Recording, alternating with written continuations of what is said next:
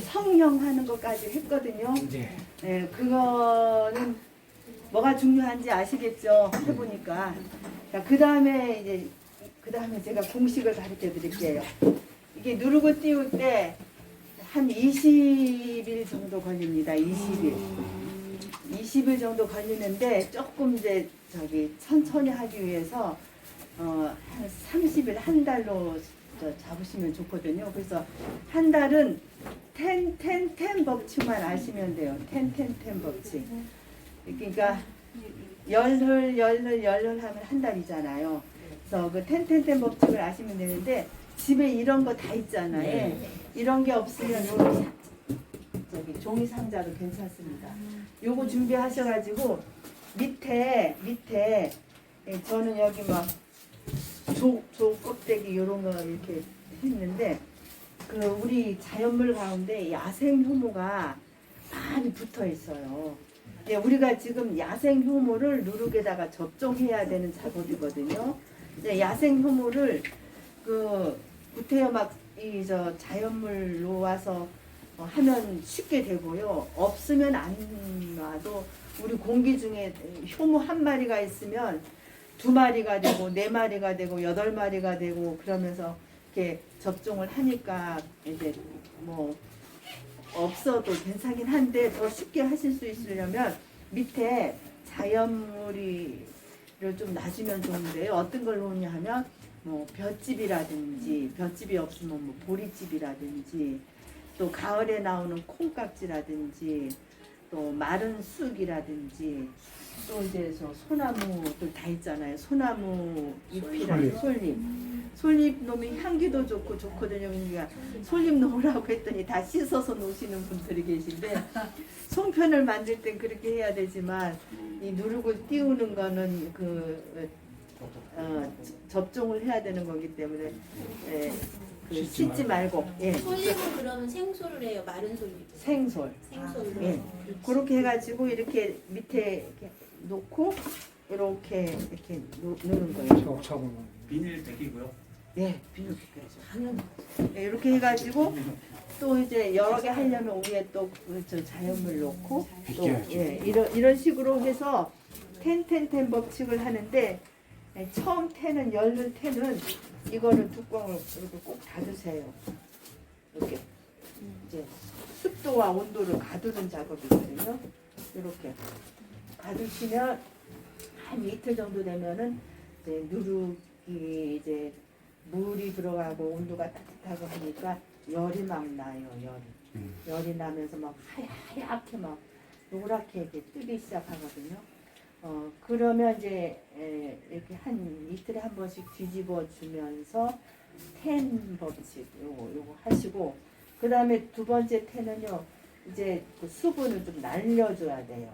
이렇게 구멍을 하면 지금 막 열이 나거든요. 띄우다 보면 열이 나니까 열이 이제 이쪽으로 빠져나가겠죠. 그러면서 누룩이 서서히 말라가는 거예요. 날라가고 그 다음에 이제 나머지는 이렇게 오픈해가지고 공기가 잘 통하는 곳에 나오거든요. 이걸요? 보관이요, 보관. 이거 작전으로. 이거 누룩이 한 25도 정도에 놓으면 여기서는 누룩이 좀 열이 자체적으로 열이 나면서 한 열이 올라가거든요. 그러니까 봄, 가을 요즘은 옛날에는 누룩 띄우기가 가장 좋은 게 말복천후. 그러니까 아직도 더우면서도 이렇게 가끔 산들바람이 살짝 불어올 때 이때 누룩을 많이 만들어서 1년 내내 사용했거든요. 근데 요즘은 온도 관리가 잘 되니까 1년 내내 해도 됩니다. 그렇게 하셔서 이제 한 30일쯤 되면은 이거를 이렇게 띄워주고 이렇게 하면서 그늘지는 곳에 완전 오픈해가지고 완전히 말려주는 작업을 해야 되는 거예요. 그런 다음에 이제 30일이 다 돼가지고 하면 햇볕 좋은 날은 이제 바짝 더 말려주고 그렇게 하면 누룩이 완성됩니다. 말은 이렇게 5분 안에 쫙 갔어요. 근데 이제 이거 하려면 30일은 걸려야 되는 작업이죠. 하실 수 있겠죠. 이거보다 더한 공부도 또 하셨는데 뭐. 그 다음에 띄운 다음에 술은 어떻게? 술 만드는 거는요 다음에 오시면 또 배워야죠. 그럼 이두로 어떻어요? 그러니까 그 다음에 제가 쉰다리 하는 거 가르쳐 드리려고. 쉰다리 지금 한번 여기서 맛 보시고 예. 그 다음에 쉰다리 하려고 제가 보리밥을 좀 해왔거든요. 그러니까 보리밥 제만 하면 집에 가서 보리밥이 없어도 집에 이제 먹다 남은 쌀밥 쌀공기가 남으면 놔두면 맛도 없어지고 말라버리잖아요. 그걸 가지고 누룩이랑 물만 넣어가지고 이렇게 해서 하시면 굉장히 좋은 음료인데요. 이 보리신다리가 왜 좋으냐면 그 술로 가는 과정 중에서 가장 그 아까 효소가 효소가 이제 전분을 분해해서 가장 작은 당인 포도당을 만든 그 상태, 달달한 상태에서 스톱해가지고 우리가 마시는 거예요. 이 상태는 가장 영양 덩어리가 많고 특히 그 유산균이나 효모 이런 것들이 많기 때문에 위가 나쁘신 분, 장이 나쁘신 분, 특히 어린 나이인 경우는 아토피 이런 경우에 보리신다리를 해서 먹으면 참 좋다. 이렇게 막 해서 요즘 막 난리예요. 젊은 사람들이 보리신다리를 만들어 먹는 것이. 이게 냉장고에 넣어놔두면요. 요구르트거든요. 근데 냉장고에 넣어놔두면 뚜껑을 딱 닫으면 큰일 납니다. 나중에 열려고 하면 계속 그 안에서 발효가 이루어져서 효모가 빵빵한 상태에서 조금만 뭔가 이렇게 열어졌다 하면 막 팍 튀어가지고 막걸리도 그러잖아요. 그 내압 통에 넣지 않는 이상 뭐 산다숙병이나 이런 거에 놨다가 큰 코 다치는 경우 있어요.